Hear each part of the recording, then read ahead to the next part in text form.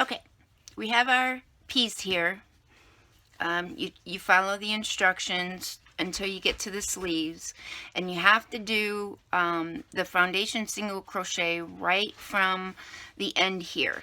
So what you're going to do is you're going to chain 2, and then you're going to use that and start your foundation single crochet.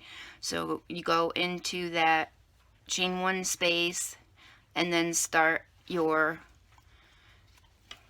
foundation single crochet, and then you do that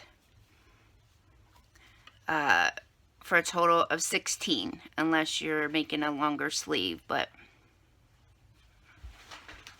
that is what you need to do. And then when you turn around, you're going to do the V-stitch.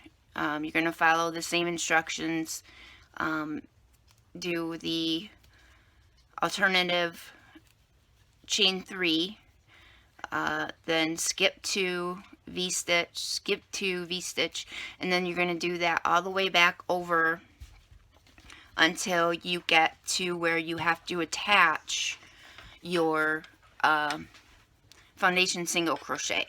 So I'm having to make these short because I can't upload the one video I tried. So I'm going to finish this one out, and then I will be back and show you how to attach the foundation row that's separate. Okay?